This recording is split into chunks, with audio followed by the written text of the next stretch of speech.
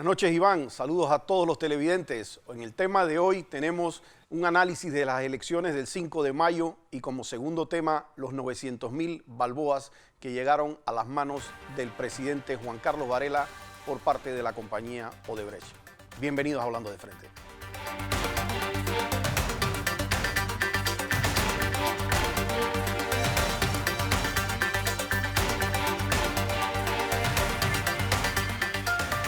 Bueno, más que ver los resultados de lo que ocurrió en las elecciones, creo que podemos hacer un breve análisis de lo que ocurrió el 5 de mayo, porque es bien interesante. Antes que todo, quiero agradecer de manera profunda y sincera a todas las personas que durante esta semana me llamaron, me pararon en la calle, me saludaron por las muestras de cariño que me dieron. De verdad que las agradezco. Miren, quiero felicitar en primera instancia, obviamente, al presidente electo, a Nito Cortizo. Creo que tuvo una intensa campaña que al final pudo alzarse con el triunfo y pues desearle lo mejor en esta conducción de un barco en el que estamos todos los panameños de absolutamente todos los partidos y también los independientes, y pues hay que desearle el mejor de los éxitos porque en ese barco estamos todos. Fíjense que del análisis que yo hago, yo creo que no ha habido un solo ganador en esa contienda política. Me parece que podemos sacar varios y casi todos ganadores y se los voy a explicar. Fíjense que yo creo que Rómulo y el Partido Cambio Democrático también salieron victoriosos. Y digo que salieron victoriosos porque quizás se había entendido que era un partido al que le habían dado con tanto palo y plomo durante estos 5 años que casi que muchas personas apostaban porque estaba próximo a extinguirse. Y creo que mostraron un brazo de fortaleza, creo que mostraron un músculo y creo que demostró de alguna manera que todavía tanto Cambio Democrático como Rómulo, como Ricardo Martinelli, tienen una presencia política importante en este país. Creo que el señor Ricardo Lombana también es un ganador importante. No es fácil llegar sin una estructura política, sin tener los mismos recursos que un partido político y marcar unos puntos tan altos como independiente. Marcar casi una quinta parte del electorado en una campaña tan corta por alguien tan joven, me parece que también fue un punto bastante exitoso. Quiero decirle, a nivel de consejo, si lo quiere recibir y si no votarlo, pero a nivel de consejo creo que pudo verse beneficiado. Entendí el concepto que él llevaba antisistema, de que el sistema tiene que cambiar. Y creo que eso tuvo también un impacto en los diputados, no solamente en cuanto a independientes o partidos políticos, sino que tenemos una Asamblea Nacional que si bien no es perfecta y si bien no está conformada como algunos quisieran en algunos de los puntos muy particulares, lo cierto es que ha habido una renovación importante de la Asamblea Nacional y que debe permitirle a un presidente electo plantear nuevas reglas desde el comienzo de su mandato, en donde la relación con una asamblea no sea de jefe a subordinado, sino tal como lo manda la Constitución, de una armónica colaboración en donde no se pidan chantajes, no se pidan favores, no se hagan chantajes, porque la asamblea tiene que funcionar como un brazo supervisor también del órgano ejecutivo, y demasiada cercanía también es malo para el ejecutivo. Mire, creo que Ana Matilde hizo una campaña bonita también. Yo, si bien no era simpatizante de ella, admiraba mucho a su vicepresidente, un doctor amigo, pero creo que ella hizo una campaña responsable. Creo que ella marcó su posición, creo que se hizo de alguna manera sentir en la posición de lo que ella quería decir, y es decir, yo no voy a ceder mi posición, a hacer nada, porque este es mi planteamiento sobre cómo deben ser las cosas del país, y de todas maneras, como independiente y mujer sola, creo que sacó un 5%, que es algo importante desde el punto de vista del electorado, porque movilizar los votos no es algo fácil. Así es que creo que ella también fue ganadora. Fíjense que el Suntrack, el amigo Saúl Méndez, yo creo que Saúl Méndez ha hecho una campaña que fue una campaña decente, sin problemas, marcó su ideología, aunque no la compartamos, pues la marcó de una forma muy respetuosa.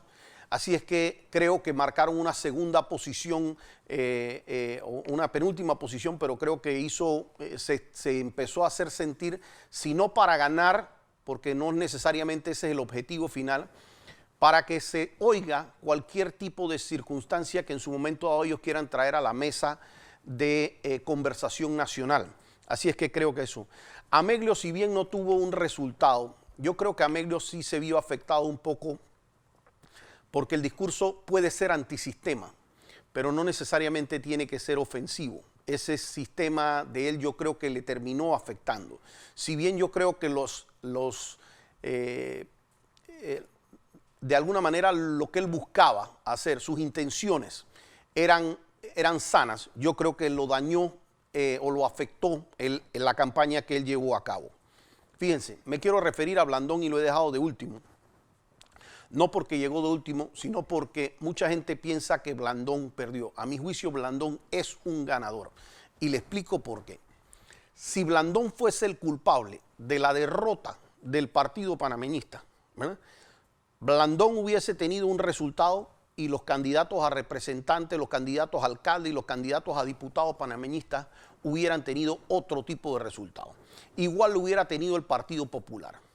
Pero cuando nosotros vemos la debacle, ¿verdad?, que ocurrió con el Partido Panameñista y la debacle que ocurrió con el Partido Popular, que sus diputados se vieron reducidos casi a más de la mitad de su presencia en la Asamblea Nacional, que se vio afectado al punto de sacar casi 9% en una elección nacional.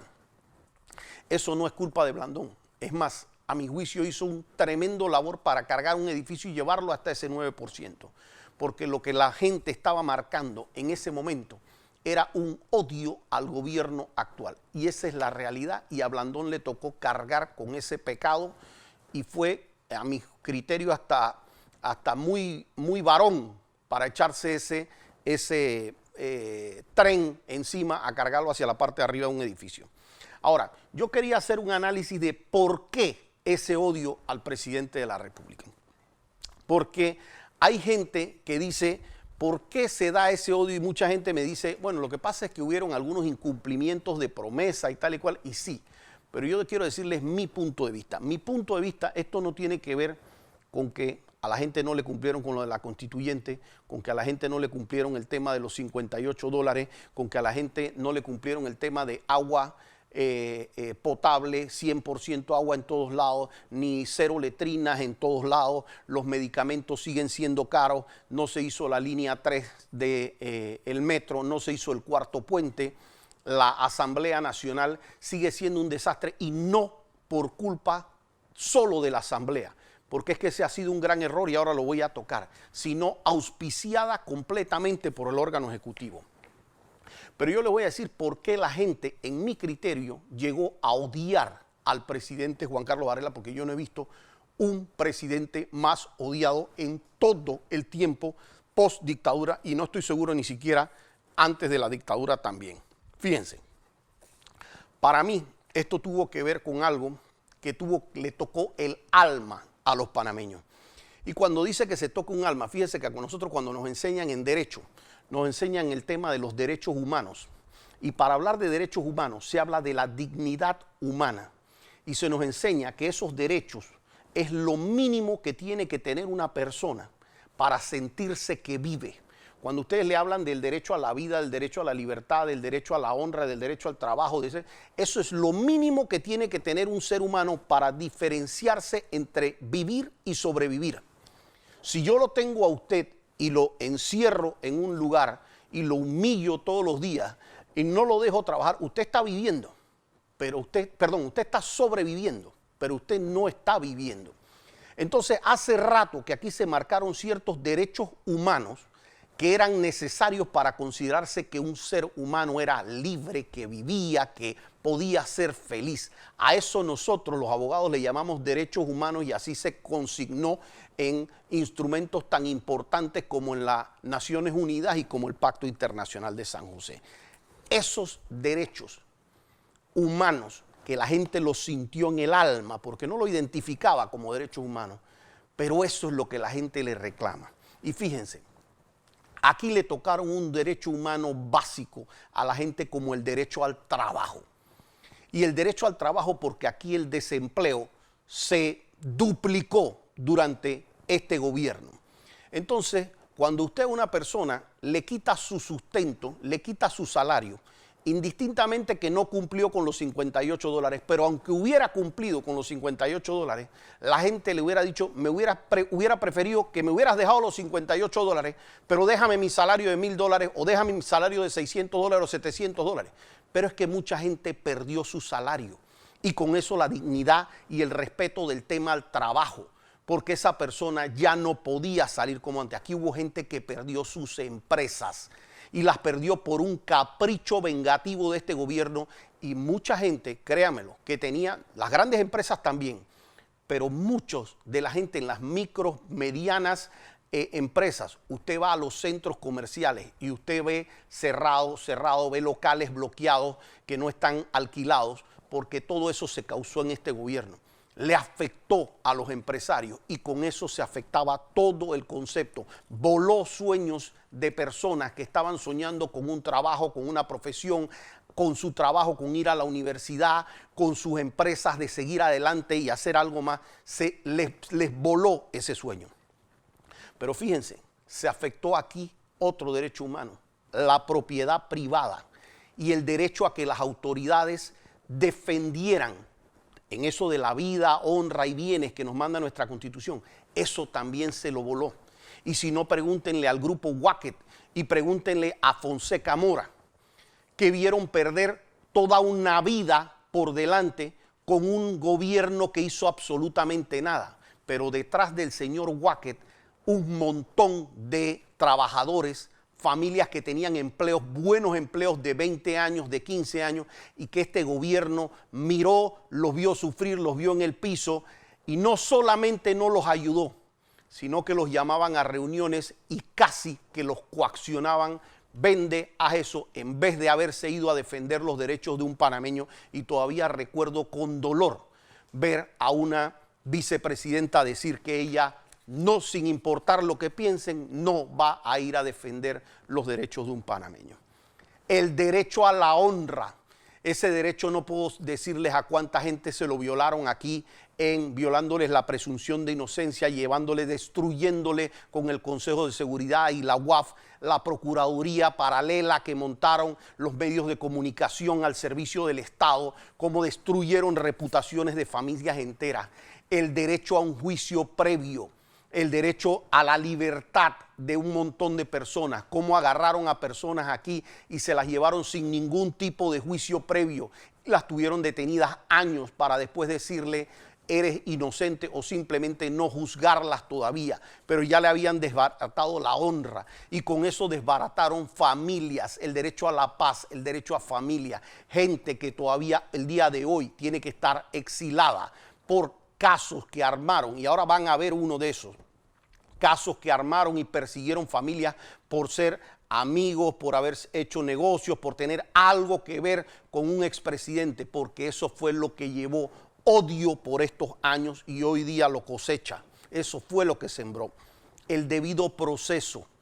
Aquí se violó el debido proceso y hasta el libre ejercicio de la profesión de abogados, entre otras. Aquí se burlaban de los abogados, eran humillados en la fiscalía. Los expedientes los escondían y si no les decretaban reserva.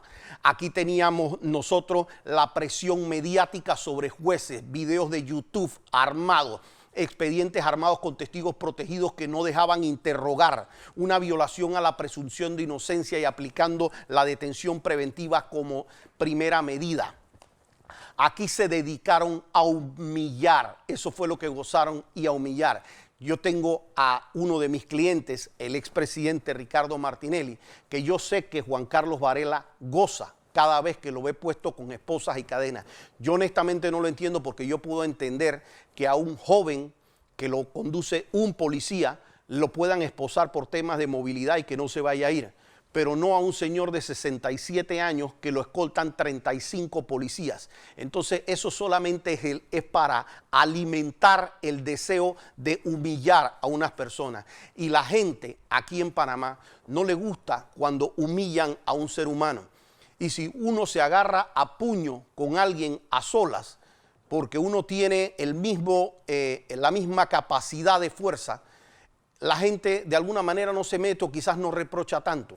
Pero si uno agarra a una persona y le entra a batazos y además está esposado y uno abusa del poder, la gente lo detesta. Fíjense, un derecho básico, y este sí fue quizás el que más daño le hizo a la población. Aquí hizo sentir que habían dos tipos de panameños. Aquello de la Revolución Francesa, donde se hablaba de fraternidad, de igualdad, de libertad, los tres principios se los llevó por los cachos. El derecho a la igualdad, aquí había dos clases de panameños. Aquí, cuando se investigaba algo relacionado a los diputados, por ejemplo, los diputados tenían culpa, pero no lo tenía el órgano ejecutivo, que era el que había ordenado que se dieran todas esas partidas. Aquí, cuando se procesaba a alguien cercano al gobierno, eso era una donación. Cuando era una persona del sentido contrario, eso era una coima. Cuando era alguien amigo del gobierno, le decían, perfecto, a ti te vamos a tomar una declaración jurada. Al otro lo conducían y lo indagaban bajo exactamente los mismos hechos. Aquí, cuando iban ya y no les quedaba de otra para ayudar a su misma gente, a ese le hacían un acuerdo de pena y no pagaban ni un día en prisión. Un acuerdo de pena en donde giraban un cheque y se acabó todo el asunto.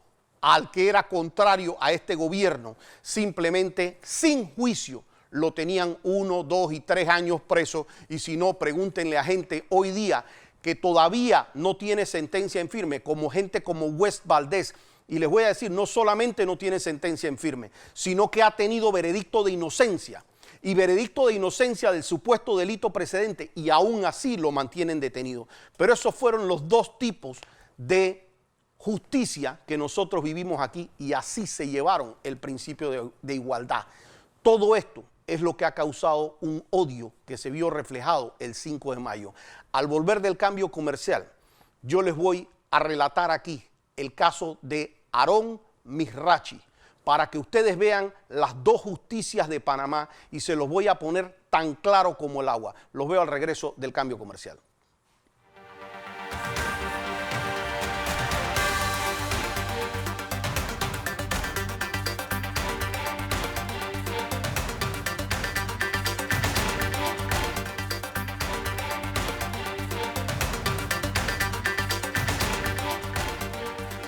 Lo que les voy a contar tiene que ver principalmente con dos justicias que hay en Panamá. Y dos justicias porque hubo gente que me preguntó a lo largo, porque yo puse un Twitter esta semana que dije que iba a hablar con esto. Y la gente me preguntó, ¿por qué no has puesto la denuncia? Y yo la estoy preparando, pero la denuncia va dirigida principalmente al Ministerio Público por la forma en que ellos han llevado esto, porque en mi criterio se trata en efecto de una donación. Lo doloroso es que para exactamente los mismos hechos y con exactamente los mismos dineros, tenemos por un lado lo que le ha ocurrido a Aarón Mizrachi y por el otro lado lo de Juan Carlos Varela. Pareciera que tenemos dos panameños distintos para el Ministerio Público, y que sé que el Ministerio Público tiene una limitante sobre Juan Carlos Varela, pero no ha compulsado copias para la Asamblea Nacional, y ellos tienen la información que yo voy a compartir con ustedes. Antes de eso, yo quiero decirles a ustedes primero qué es blanqueo de capitales. El blanqueo de capitales es algo que uno realiza para tratar de encubrir, recepto dinero sucio, para tratar de ocultarlo y de alguna manera ensombrecerlo, se le llama, es decir, confundirlo para que regrese al sistema y pueda servirse ese dinero a la persona que me lo dio o a una tercera persona. ¿Qué pasa? ¿Cuál es la diferencia entre recibir un tema de una coima. El blanqueo de capitales tiene que tener lo que nosotros los abogados llamamos un delito precedente. ¿Qué quiere decir eso? Que tiene que venir o de narcotráfico, o de peculado, de corrupción, o de terrorismo, de algo tiene que venir ese dinero para que la gente sepa que de alguna manera yo estoy realizando un blanqueo de capitales. Porque si no, todos los que reciben este dinero, si yo no lo hago, si yo lo hago sin querer o sin saber, por supuesto que no cometo el delito de blanqueo de capitales, sino todos los banqueros de este país estuvieran presos porque por el sistema corre eso y también hasta las instituciones públicas que reciben y la gente de las televisoras que reciben el pago de la telefonía, de todos los servicios que hacen las compañías de luz. Es decir, yo tengo no solamente recibir la plata, sino haberla recibido a sabiendas de que esa plata viene de algo ilegal y además con el fin de reintegrar ese dinero y de repente quedarme con una comisión. ¿Cómo se hacen las donaciones? Porque esto es muy importante, tratar de distinguir. ¿Cómo distingo yo? Yo soy fiscal. ¿Cómo yo distingo una donación de una coima? Pues fíjense, las donaciones aquí en campaña, y esto es muy importante que la gente de alguna manera lo maneje porque esto no es algo que hace todo el mundo en el país. Pero más o menos vienen así. Se establece un comité de finanzas y ese comité de finanzas agarra y busca diferentes sectores o diferentes amigos o grupos de amigos y dice, bueno, este es el grupo de la comunidad hebrea, este es el grupo de la comunidad china, este es el grupo de las grandes constructoras, este es el grupo de Zona Libre, este es el grupo, y así. Se van buscando a ver dónde van a buscar apoyos. Por supuesto, en algunos de estos apoyos, unos son más fuertes, otros son más suaves. ¿Qué hace el candidato? Yo soy el candidato, yo soy Ricardo Martinelli, yo soy el candidato. Y yo digo, hey, espérate, esa plata que se va a manejar, si me la van a mandar a mí, esta de la comunidad china, por decir algo, esto que se encargue mi hermano, esto que se encargue mi hermana, esto que se encargue mi cuñado. ¿Cuál es el delito real que le quieren poner a Aarón Mizrachi? Ser el cuñado de Ricardo Martinelli. Esa es la verdad. Por ser cuñado de Ricardo Martinelli, por eso es que lo quieren procesar a él, porque no hay nada de ilegal en lo que él hizo y se lo voy a demostrar. ¿Cómo distingo yo, les decía, si algo es una donación o no? Bueno, que hay cosas importantes. Fíjense qué pasó con los 12 millones del señor Lazo. Con los 12 millones del señor Lazo, si yo fuera fiscal, a mí me llamaría la atención que esa plata que corrió a lo largo de eso, corrió durante los años 2010, 2011, 2012. Yo no estoy en época electoral en esos años. No, hay algo que me tiene que llamar la atención. Yo no estoy en campaña electoral durante el año 2011, 2012. ¿Por qué entonces esos dineros entraron si eso supuestamente era campaña electoral? En el caso de los dineros dados a Aarón Mizrachi por parte de Odebrecht para llegar a la campaña como donación, se hacen desde enero del 2009. Oigan bien esa fecha, enero del 2009.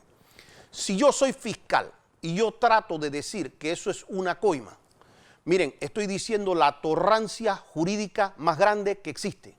Porque en ese entonces Ricardo Martinelli ni siquiera era presidente de la República. De hecho, ni siquiera se había dado una alianza con Juan Carlos Varela para la presidencia de la República.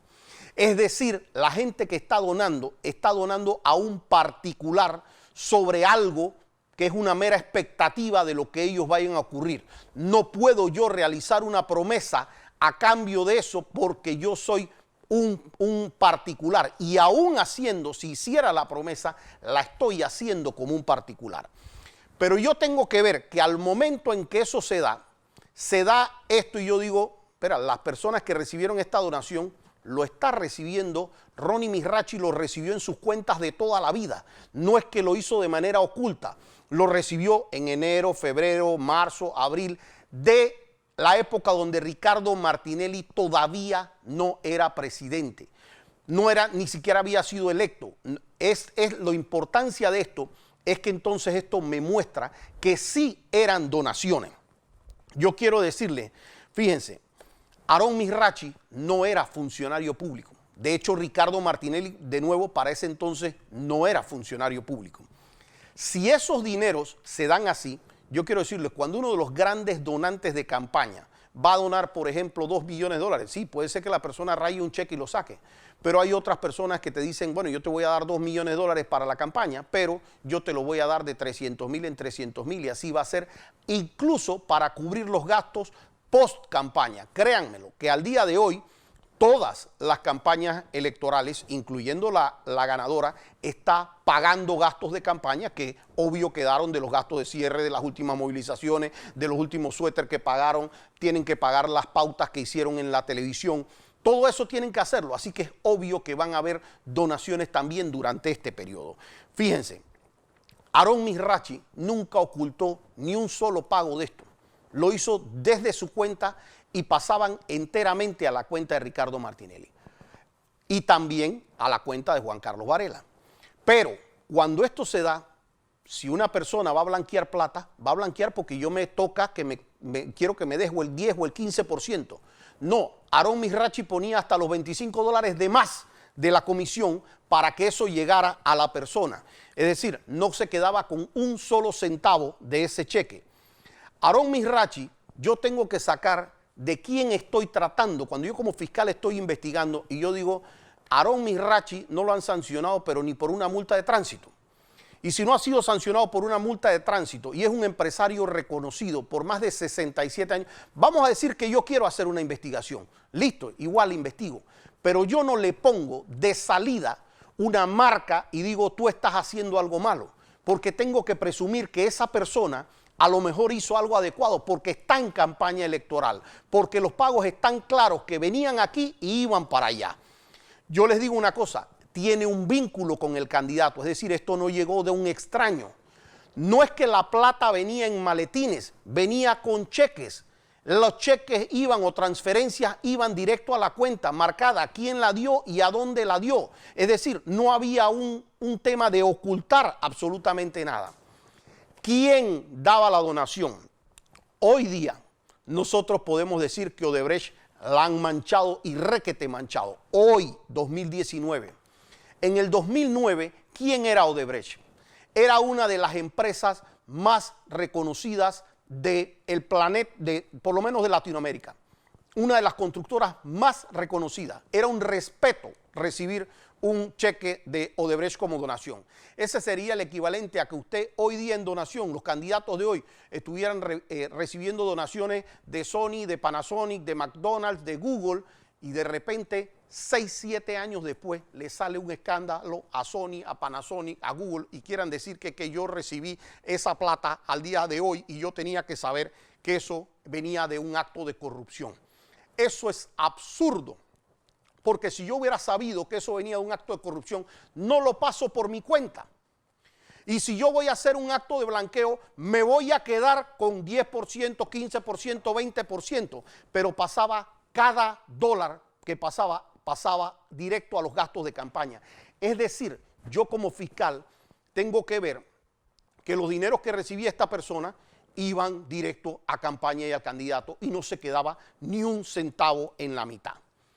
Fíjense, hay cantidades de testigos que pueden decir que Ronnie Mizrachi, en efecto, esa era la única función en estos dineros. Era porque hay gente, el candidato está haciendo su campaña, hay gente que está hablando con los empresarios, con los donantes, y cuando sale la donación le dicen, hombre, que la recepta esto, Ronnie, es una persona de confianza, es un cuñado, la recepta, y de ahí se ve a quién se distribuye para el uso de campaña según lo que manda en su momento dado el candidato. Eso funciona de esa manera, y si había algo que en su momento dado pudiese violar cualquier norma administrativa del Tribunal Electoral o algo, todo eso lo pudiéramos discutir. Pero nunca tratarlo como un criminal y nunca decir aquí se hizo algo penal y aquí había un blanqueo de capitales, porque eso así se hacía en Panamá toda la vida y en ese tiempo no había temas de sociedades, ni conozca a sus clientes, ni toda una serie de cosas que vinieron en normas del 2015 y que no se pueden aplicar para atrás. No hay un solo testigo que diga Ronnie Mizrachi, a sabiendas de conocer que este dinero venía para acá, lo usaba en tal o cual manera. No hay un solo testigo que diga yo me reuní con Ronnie Mizrachi y Ronnie Mizrachi yo le dije que hiciera esto o esto. Eso no existe. Y esa es la gran violación que ha tenido esto. ¿Qué hicieron con Ronnie Mizrachi? A Ronnie Mizrachi le ordenaron detención. le ordenaron indagatoria, las conducciones, Interpol, todo eso para Ronnie Mizrachi. Pero ahora yo quiero que me pongan la gráfica 1, por favor, para que ustedes vean cómo inicia este supuesto juego de esto, porque empezó este loafer haciendo publicaciones. Fíjense lo primero que hacen mal. Dicen que esto tiene que ver con un pago de la cinta costera 1, lo sacaban en ese momento con una información. Pero si ustedes ven los pagos que vienen atrás, es decir, enero del 2009, febrero del 2009 y marzo del 2009, van a ver que eso era en enero. Ricardo Martinelli no era presidente. ¿Cómo tenía que ver con la cinta costera 1?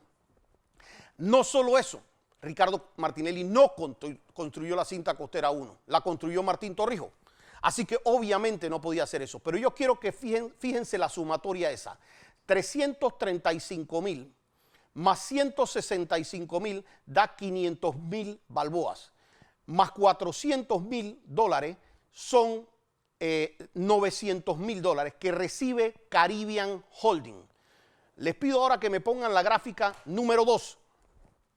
En esta gráfica número 2, ustedes van a poder ver, si ven en la parte de las flechas rojas, van a ver cada transacción que llegaba, $199,000, y van a ver con la flecha azul, hacia la mano derecha, perdón, de la flecha azul, esas están mal puestas, pero hacia la mano derecha de la flecha azul van a ver cómo inmediatamente, un día o 2 días después, Ronnie Mizrachi mandaba $200,000. Es decir, hasta pagaba el costo de la transacción, que serían un par de dólares. Venía el segundo pago en rojo y nuevamente lo pagaba él en azul. Ven los $200,000 al lado de la flecha azul hacia la derecha. Venía el tercer pago de $199,000 y ahí nuevamente, inmediatamente, lo mandaba a los $200,000 a Ricardo Martinelli, en ese momento un candidato a la presidencia de la República, que no es funcionario público, que no tiene un conflicto de intereses con la compañía y que se hacía todas las donaciones tal y como se tenían que dar en ese momento. Esto es un reporte del International Investment Bank LTD. Ahora, sobre estos mismos dineros, y esto es lo que, si me ponen la siguiente gráfica, esa suma que yo le hice de lo que sacó de lo que la fiscalía le filtró a la prensa, que eran esos dineros, que eran los 735,000 más los 165,000, son, ahí lo ven en la flecha roja, $700,000, y los $165,000 suman $900,000, un poquito menos de $900,000, como le dije, y como se ven las transacciones anteriores, Ronnie Mizrachi redondeaba esa cifra y ponía los gastos del trámite. Y ahí está, inmediatamente al día siguiente, es decir, el 24 de junio del 2009, funcionarios electos pero no funcionarios públicos, en este momento los $900,000 completos terminan girados a Juan Carlos Varela desde la cuenta que se aprecia arriba con la flecha, Caribbean Holding Services, y ahí está el número exacto de la cuenta bancaria. Eso es lo que hizo Ronnie Mizrachi, a quien simplemente le pidieron ser una especie de garante de que las donaciones no iban a quedar con un tercero, porque hay terceros receptando dinero en la calle, y eso obviamente tiene que ser alguien del candidato. Y él, haciendo un favor a la campaña política, destinaba hasta el último dólar. No se quedó con un centavo, no cobró el 10% ni el 15%, por el contrario, hasta perdió los 25 o 30 dólares en cada transacción que tenía que ver con eso. Mi pregunta para la fiscal es, en mi criterio, está claro que esto viene de donaciones en donaciones en donaciones.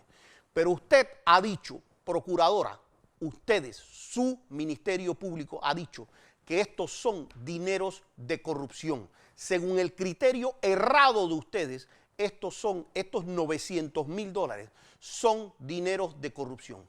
Si esos $900,000 son de corrupción y los 900,000, ni un dólar quedó en un lugar distinto, los 900,000 fueron a parar al bolsillo de Juan Carlos Varela, ¿por qué usted no ha compulsado copias a la Asamblea Nacional? Porque esto nada más tiene dos soluciones. O es como digo yo, y eso es una donación en cuyo caso se tiene que limpiar el nombre de Aarón Mizrachi. Usted tiene que salir públicamente a pedirle disculpas. Usted y la fiscal a cargo y su ministerio público tienen que aceptar públicamente: nos hemos equivocado con el señor Aarón Mizrachi, le pedimos disculpas, hemos confirmado que esto es una donación y usted sale a hacer eso. Pero si usted se quiere mantener en la posición de que esos dineros son de actos de corrupción, a pesar de que ellos no eran servidores públicos, a pesar de que Aarón Mizrachi tampoco era servidor público, a pesar de que no se quedó con un real, ¿cómo usted no va a hacer que procesen al que sí se quedó con los $900,000 de esos que usted supuestamente dice que son de corrupción? Eso es lo que estuvimos odiando por estos 5 años. Esa selectividad que se muestra de manera clara y evidente en lo que yo les he presentado. Esos $900,000 han procesado de esa forma Aarón Mizrachi. Los mismos $900,000 que llegaron a la cuenta de Juan Carlos Varela enteros. Yo, señores, yo los quiero dejar con algo que es una de las últimas cosas que vamos a estar viendo, porque a mí me está llegando una cantidad de información. La Fiscalía va a tener que ver en su momento dado cómo va a investigar esas cosas, porque a mí me llegó la declaración de bienes que en su momento dado hizo el señor Juan Carlos Varela.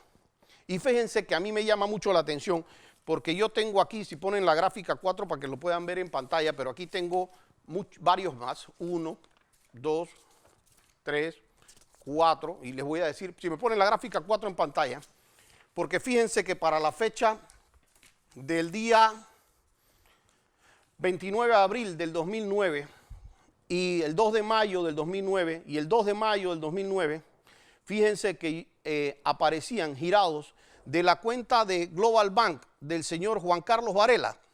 Resulta ser que aparecía cheque sin fondo por $3,000, cheque sin fondo por $2,500 a un señor Moreno, cheque de $2,500 a un señor Carles, cheque de $2,500 al señor Guerra, y esto de la cuenta 0001-1508-24510-24690-002091. Si esto era la realidad financiera cuando Juan Carlos Varela entró a la vicepresidencia de la República, yo tengo que recibir bastantes explicaciones de cómo su estado patrimonial llegó al punto donde él lo declara, y que no necesariamente es coincidente con las informaciones que yo he estado recibiendo. A todas las personas que en estos días muy particulares me han estado dando cantidad de información sobre temas de este gobierno que deben ser investigados, se los agradezco y los motivo a seguirme mandando información. Yo creo que muy pronto nosotros veremos a la gente que estuvo haciendo maldades pagando cada una de ellas o teniendo que enfrentar las consecuencias de cada una de ellas. A ustedes les pido que a quien haya disfrutado el programa lo agarre. Estamos en Hablando de Frente en YouTube, lo comparte, lo ponga por WhatsApp, por Twitter, lo que sea, lo comparte, nos hace llegar a mayor número de personas. Para mí ha sido un placer estar con ustedes esta noche. Gracias por sintonizar Hablando de Frente.